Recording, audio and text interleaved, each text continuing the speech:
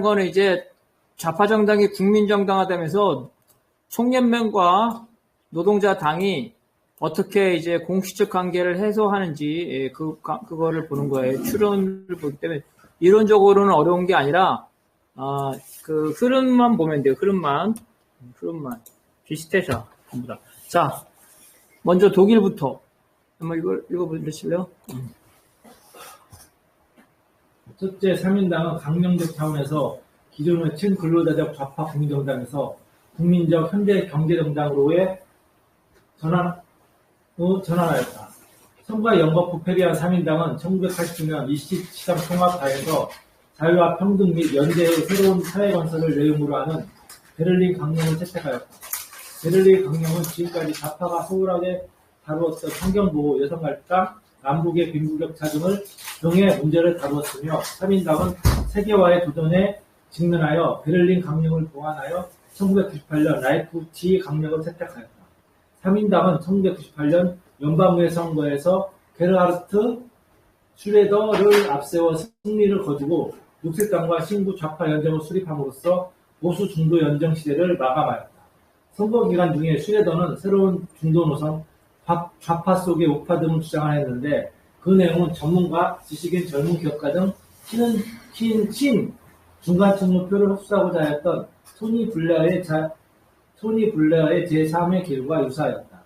그래서 이제 노동자를 기반으로 하는 국민정당에서 노동자 빼버리는 거예요. 그래서 국민 다수를 기반으로 한다. 그래서 국민 다수다. 그러면 어떤 국민이냐? 그러면 이제 첫 번째 다양한 의제, 노동뿐만 아니라 환경, 여성 이런 거 있죠. 페미니즘 이런 것들을 다 하고 녹색 이런 것들이죠.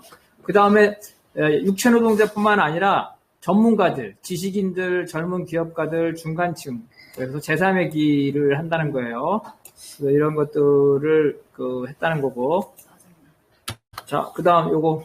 슈레더는 수요 대신 공급을 중시하는 채소 국가를 강조하고 탈규제와 개방 및 민영화 그리고 복지 삭감 등을 통해 독점 자본의 위기를 극복하고자 하였다.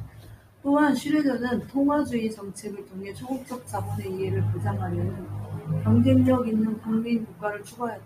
이러한 슈레더의 사회조절 정책은 국가의 직접 개입 대신 간접 개입을 확대하는 공급 조절, 코퍼레티즘이라고 할 수 있는데 1960년대의 수요조절, 코퍼레티즘이 친근로자적 전통 3인주의 국민정당의 통치 전략이자 개인주의 복지국가체제의 운영 원리와 과정이라면 1990년대의 공급조절, 코퍼레티즘은 슌페터제적 경제정당으로서 현대 3인주의 국민정당의 통치 전략이자 신자유주의 국가체제의 운영 원리와 과정이다.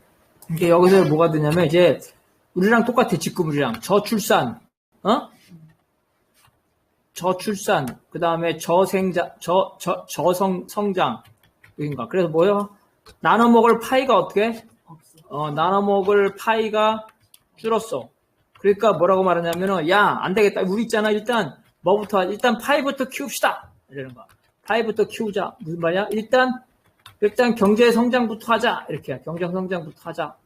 이러면서 복지 정책을 후퇴하는 거죠. 복지국가를 해체하는 거, 후퇴 정도가 해체하는 거야. 이런 식으로 하면서 자본주의 정책을 취하게 됐다는 거예요. 그래서 나눠 먹을 파이가 많으니까 그럴 때는 뭐 하냐면은 돈을 쓰는 정책이죠. 돈을 쓰는 정책.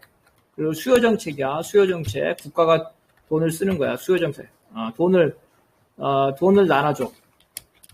돈을 나눠준다. 근데 지금은 그게 아니라 돈을 쓰는 정책이 아니라 돈을 버는 정책을 하자. 돈을 버는 정책. 그죠? 이렇게 바뀐 거야. 그래서 공급 정책이라는 거야. 돈을 버는 거니까. 자, 이거는 우리 박관영 동지가. 슈레더 정부는 기존의 복지제도를 실업구조로 대체하였으며 해고를 자유롭게 하는 신자유주의 구조조정 정책을 강화하였고 이른바 근로를 촉진하는 국가를 추구하면서 비록 실업자를 줄였으나 저임금 일자리를 확대시켰다. 반면 미국의 요구에 순응하여 코소보와 아프가니스탄에 독일 군인들을 배치하는 등 적극적인 대외 정책을 추진하였다. 3인단 정부는 금융시장의 세계화에 직면하여 국내 경제를 초국적 자본에 최적화하였다. 기업가와 투자자를 유치하려는 의도는 자본에 대한 조세 감면, 저임금, 사회복지의 삭감으로 나타났다. 다시 말해서 신자유주의 정책에 굴복한 거야. 누가? 3인당 정책이. 그래서 야, 뭐 지금 우리 텔레비전 언론에 나오죠. 야, 가짜로 실업급여 타는 사람 많대. 막 이러잖아. 그죠? 엄격하게 해야 돼. 연달아 못 타. 실업급여가 왜 이렇게 높아? 그러니까 일을 안 하지. 뭐 이런 식으로. 똑같아, 우리나라랑. 그 다음에 노무현이 저기 이라크에 파병했죠. 똑같이로 미국의 요구에 따라서 유럽이 중동에 파병하는 거. 그래서 제국주의 정책을 따라가는 거. 이렇게 3인주의 정부가 이게 우경화되는 거예요. 신자유주의 이 시대에. 그래서 이런 문제가 생기게 되는 거고. 자, 그 다음, 요거 한번 읽어봅시다. 한편 노동조합은 3인당 정부와 고용, 교육 및 경쟁력을 통한 동맹을 체결해 자신의 입장을 관철하고 하였다. 고용, 경쟁력 동맹은 1970년대 사회협약과 달리 산업의 경쟁력을 높이기 위한 노동조합과의 생산력 협정의 성격을 띈다. 이는 사회생활 영역에서 조합의 참여를 확대함으로써 경쟁력뿐만 아니라 분배 조건도 개선하려는 조합주의적 사회조정 내지 사회통치 수단을 의미한다. 이 동맹은 2002년 선거에서 간발의 차이로 승리한 3인 녹색의 정록 연정에 의해 지속되었으나 이를 둘러싸고 노조와 3인당 간에는 갈등이 증폭되었다. 슈레드 총리는 2002년 정록 연정 2기의 출범에 증응하여 개혁과 지속 가능한 경제 발전, 그리고 사회적 통합을 강조하면서 복지국가의 길에서 벗어나지 않을 것이라고 밝혔다. 하지만 구체적인 재정, 경제, 고용 분야에서 복지보다는 국가 경쟁력 강화를 강조하였고 실제로 복지를 감축하고 고용 창출은 비정규직에 집중되었다. 그래서 야, 일단은 파이가 있어야 되잖아. 그래서 경제 성장하려면 우리가 경쟁력이 있어야 돼. 그러니까 임금이 너무 높으면 안 돼. 고임금을 줄여서 경쟁력을 높여서 그러고 나면은 일자리를 늘리면 되잖아. 할 때 바로 일자리 어떤 일자리? 저임금 비정규직 일자리. 그죠? 비정규직에 집중되는 거. 한국하고 똑같죠. 똑같은 사태가 이미 벌어지기 시작한 거예요. 자, 그 다음, 요건 추세만 보면 되는 거야. 우리 박건영 교수 봅시다. 주체 3인당에 처해 있는 사회구조적 조건으로 인해 3인당의 탈노동자화는 더욱 가속화되었다. 전체 유권자에서 노동자의 비율은 1953년 36%에서 2007년 20%로 급락했으며 노동조합원의 비율은 1980년 20%에서 1988년 13%로 떨어졌다. 1950년 40%에 달하였던 노동조합 조직률이 하락하고 전체 노동자 중 제조업에 종사하는 노동자는 1965년에 56%에서 2007년에 25.4%로 급감한 반면 서비스 부문의 노동자는 2001년에 72%에 달하였다. 2007년 기준으로 취업 상태에 있지 않은 조합원이 전체의 20%이다. 고소득 서비스 노동자들은 3인당에 대한 충성심이 높지 않으며 반면 실업 상태의 조합원은 직권 3인당에 냉소적인 편이다.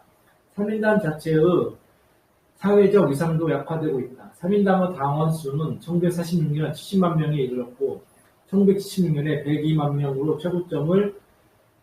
최고점에 달하였으나 당원 수가 1990년에는 94만 명으로, 2007년에는 47만 명으로, 2010년에는 50만 명으로 급격히 감소하였다. 1998년 3인당은 집권하였지만 당원 수는 늘지 않았고 2003년 슈레더 총리가 사회복지를 대폭 삭감하는 것을 내용으로 하는 2010년 아젠다를 발표한 후 당원 수가 다시 줄었다. 다시 말해서 아까 말한 대로 저출산 고령화 사회라는 거죠. 한국도 마찬가지로 운동권은 어때? 운동권 재생산 돼야 안 돼요? 똑같은 일이 벌어지는 거. 운동권 재생산이 안 되죠? 재생산이 안. 노조와 당에서 이 재생산이 안 되는 거.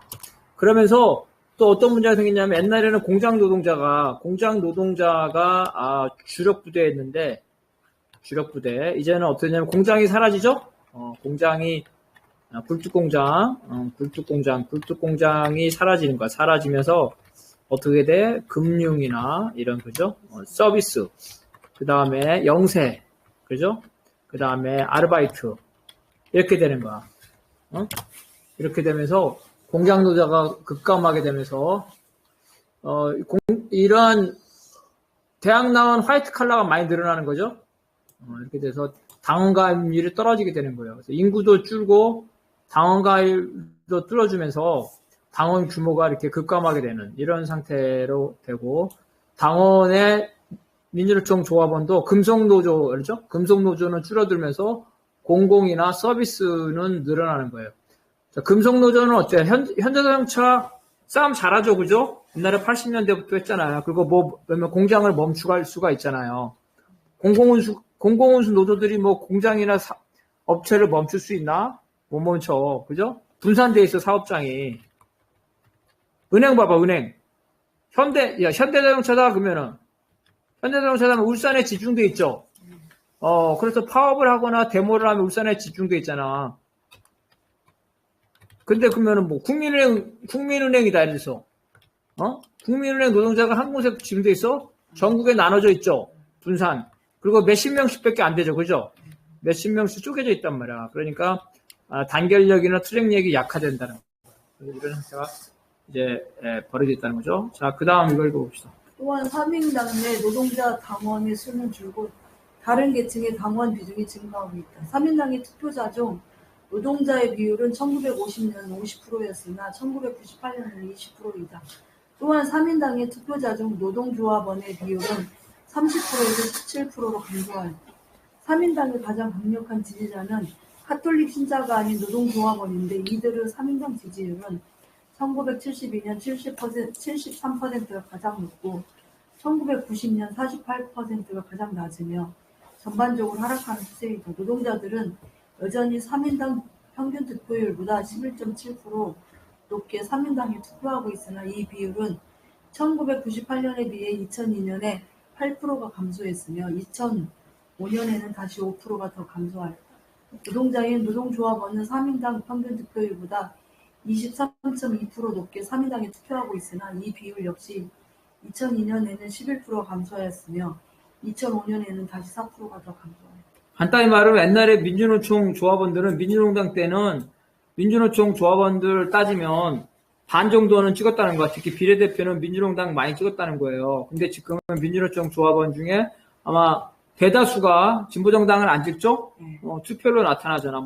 특히 대선 때 10,000표도 안 되고 막 이러잖아. 이런 상태가 여기서 독일에서도 시작됐다는 거죠. 이렇게 보면은 공장 노동자들은 줄어들고 사무직과 공무원이 늘어나는 거예요. 사무직과 공무원.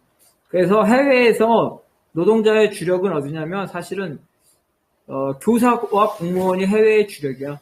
이 사무직은 별로 힘을 못 써요. 근데 공무원하고 교사는 힘을 써. 왜냐하면 공무원과 교사의 업무상 특수 때문에. 공무원은 어때요? 국가를 상대로 하죠. 국가 권력에 관한 업무를 하고 있단 말이야. 그리고 교사는 사회적 지위가 뭘 가리키는 사람이잖아요, 그죠? 그리고 방학도 있고 안정적이죠, 그죠? 그렇지만 이 사무직은 너무 분산돼 있어. 그래서 갈수록 이런 형태로 돼요. 그래서 교사와 공무원이 노조에 가입하는 게 유럽에서는 일반적이고, 이제 총연맹에서는 교사와 공무원이 그 주력이에요, 주력. 그때 한국에서는 어때? 이걸 알고 교사, 공무원은 공식적으로 선거 출마하지도 못하고, 노조도 일부 제한돼 있죠? 단체 행동권 제한돼 있잖아요. 그래서 교사와 공무원. 우리도 유럽화 가는데 유럽보다 더 열악한 건 뭐냐면 바로 교사와 공무원이 완전한 노동 기본권과 정치 참여 기회가 박탈당했기 때문에 유럽보다 우리는 더 열악한 상태라는 거예요. 현재 상태가.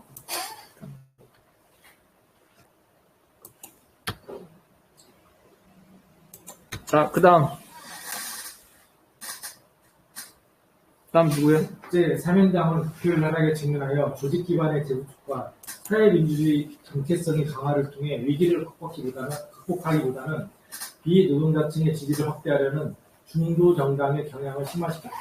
2005년 총선에서 패배한 사민당은 2009년 총선에서 4년 만에 지지층의 3분의 1인 620만 표를 잃었고 득표율이 11.1%나 하락하여 23%라는 최악의 득표율을 기록하였다. 헥터 라돈스키에 따르면 과거 3인당을 지지했던 유권자들 중 110만 명이 좌파당, 87만 명이 녹색당, 88만 명은 기사연합, 53만 명은 자민당, 30만 명은 기타 정당에게 투표했고 200만 명은 기권한 것으로 나타났다. 그러니까 과거 3인당이 집권했던 사람들 중에서 이게 우파야, 우파를 집권하거나 기권한 사람들이 이제 많이 있다는 거죠. 그래서 여기가 이제 첫 번째는 이런 거죠. 아까 계속 똑같은 얘기야. 이 3인당의 위기에 대응해서 두 가지 양상이죠. 첫 번째는 노동자표, 노동 정책을 강화하자는 입장과 두 번째는 무슨 말이야? 이게 국민정당으로 가야 돼. 이 두 가지 입장으로 나온다는 거야. 근데 이 국민정당으로 가자는 입장이 다수 의견이 되면서 노동자표들이 분산되고 있다는 거예요. 민주노동당도 마찬가지죠. 국민참여당하고 통합하면서 노동자표가 줄어들었죠. 자, 그 다음 3인당은 지지 기반을 확충해 특별한 성과를 내지 못한 채 오히려 보수 정당과의 담합을 통해 대연동을 하는 방식으로 국가 권력에 집착하고 기득권을 유지하려는 카르텔 정당의 모습을 보이고 있다. 독일 3인당은 이미 2차 대전 직후 최초로 연립정부를 구성하였으나 이는 3인당이 연립정부의 다수 세력으로서 주도권을 가진 경우였고 연립정부의 상대방도 중도 정당이 머물렀다. 하지만 3인당은 1969년 제1당이 되어 자유민주당과 연립정부를 구성한 것에서 보듯이 집권을 경험한 이후 정권 유지를 위해 보수 정당과도 연정에 나서기 시작하였다. 심지어 3인당은 소수 정당으로서 연립정부에서 주도적인 역할을 할 수 없음에도 1966년 기독교 민주당, 기독교 사회당 연합과 대연정하였으며 이러한 경향은 최근에 와서 반복되고 있다. 3인당은 2013년 총선에서 정권 탈환에 실패하였으나 앙겔라 마르켈 독일 총리의 기독교 민주당, 기독교 사회당 연합과 4년간 대연정에 합의하였다. 네. 그래서 이거는 뭐냐면은 저 중요한 거 의원내각제. 자, 의원내각제가 영국이죠. 그다음에 독일이죠. 그다음에 프랑스는 어때? 수상만. 프랑스는 수상만. 이게 의원내각제를 가지고 있는 거야. 이렇게 돼. 의원내각제에서는 어떻게 해야 된다? 여기서는 의석이 50% 이상이 돼야 정부를 구성해요. 50% 이상이 돼 수상을 선출하는 거야. 정부를 구성한다는 건 수상을 선출한다는 거야. 수상을. 그래서 여기는 연립정부가 일반화되는데 이런 식으로 되는 거야. 3인당이 예를 들어서 40%, 35%, 43%. 너무 많다. 33%. 그다음에 중간에 자민당이죠. 자유민주당이 18%. 그 다음에 기독교 민주당이죠. 기독교 민주당 우파 정당이요. 우파 정당이 몇 표가 될까? 얼마가 돼야 되는 거야? 51%니까 뭐 한 40 몇 프로 되겠다. 그죠? 한 45% 치자. 45%. 이런 식으로. 나머지. 이렇게 되는 건데, 여기서 제1당이 어느 당이에요? 기독교 민주당이죠. 그래서 제1당이 연립하는 거야. 제1당이 연립하는 거. 그죠? 이렇게 되면은 제1당이 연립하죠. 그죠? 그럼 이렇게 되면 제2당이 3인당이 연립하죠. 이렇게 되는데, 근데 기독교 민주당하고 3인당하고 연립하는 거가 있어. 그죠? 압도적으로. 제1당과 제2당이 연립하는 거야. 이렇게 연립하는 이유는 뭐냐면은, 자기들이 힘을 합치면 요 나머지 좀밖에 없으면 꼼짝 못하겠죠. 그러니까 우리로 치면은 국민의힘과 민주당이 연립하는 거야. 자기들이 그러긴 힘들지 않아요? 아까 이제 우리는 대통령제라서 그게 안 나타나는데 독일에서는 이제 50%를 획득해야 되는데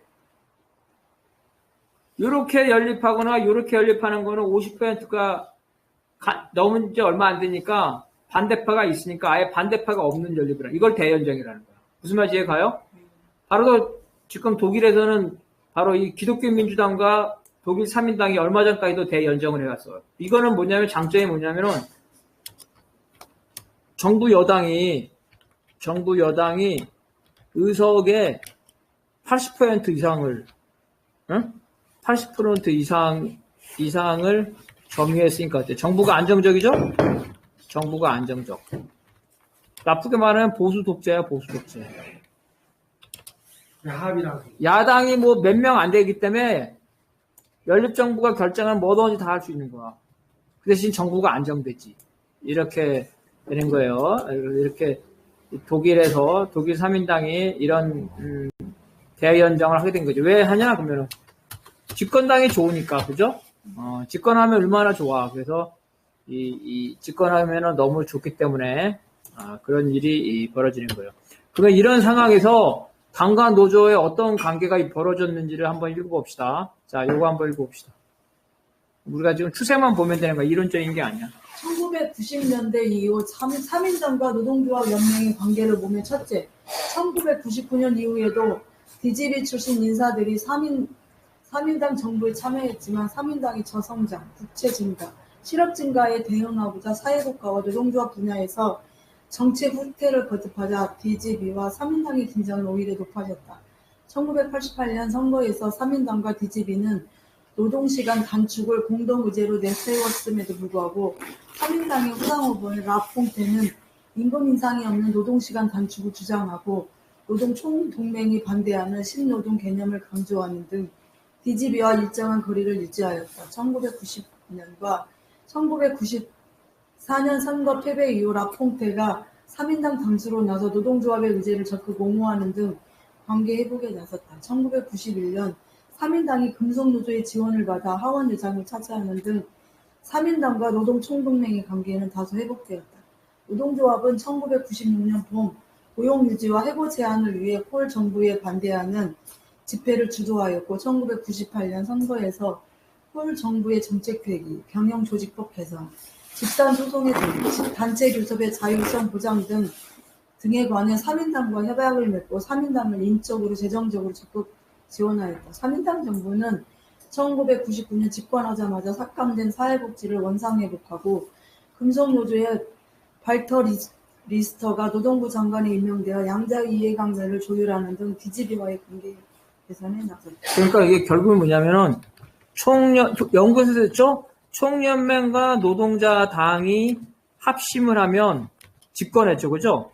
집권했는데 집권하고 나서는 어때? 노동자당이 총연맹에게 자제를 요구하죠? 자제를 요구. 그러면 또 총연맹이 불만. 그 불만을 하면은 양자가 분리되면서 선거에서 패배.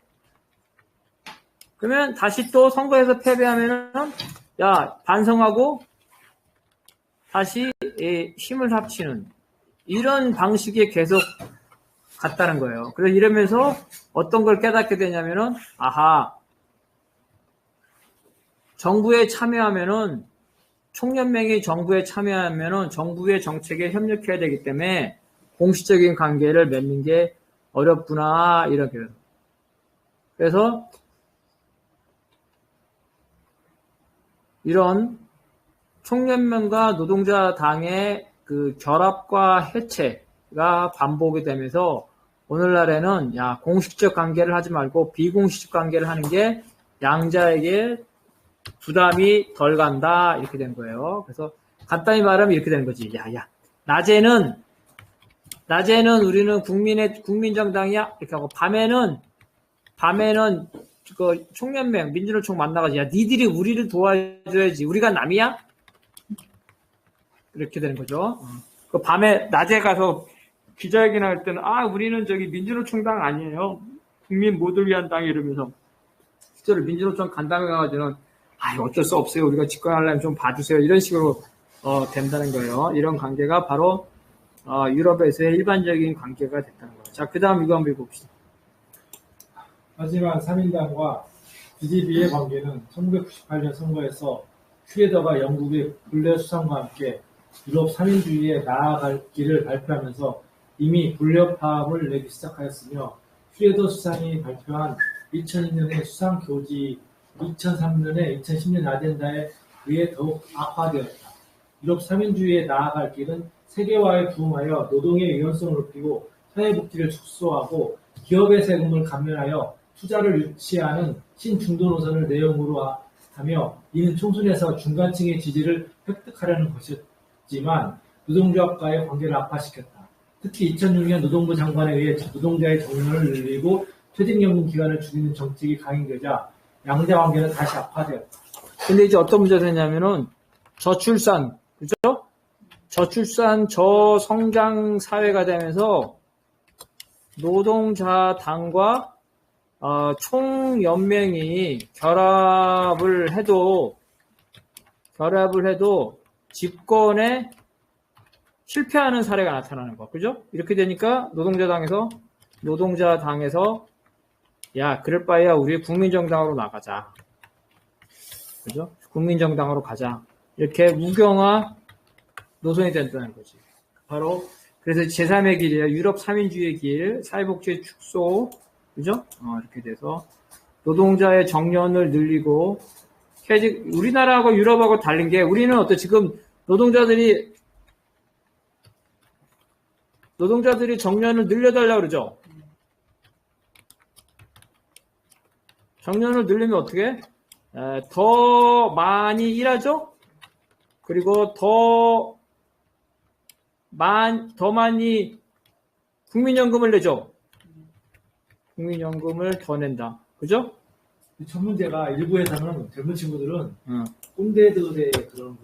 그러니까 이렇게 더 많이 이렇게 되잖아. 그 대신에 어때? 대신에 노년 소득이 보장되잖아. 노년 소득이 보장.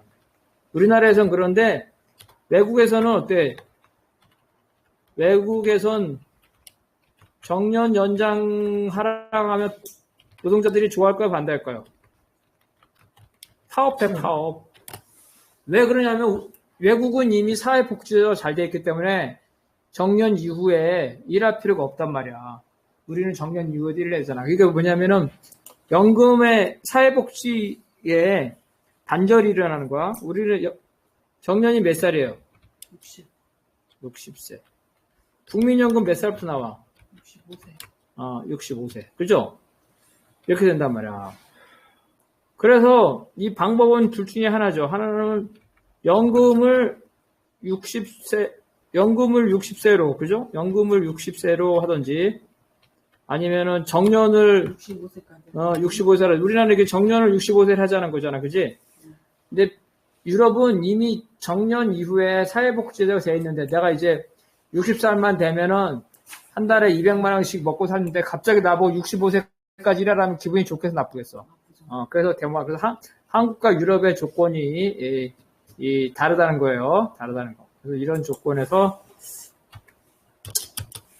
유럽에서는 요 말을 잘 못할 수가 있어요. 정년을 늘리는 것에 대해서 우리는 노동자들이 좋아하지만 유럽에서는 반대한다. 그 이유는 유럽에서는 이미 복지 제도가 돼 있기 때문에. 그래서 정년을 늘리는 건 사회복지를 축소한다는 그런 의미라는 거죠. 더 늙어서까지 더 일을 해야 된다, 이런 거예요. 그렇게 불만이 많다는 거예요. 자, 그 다음 요거 한번 읽어봅시다.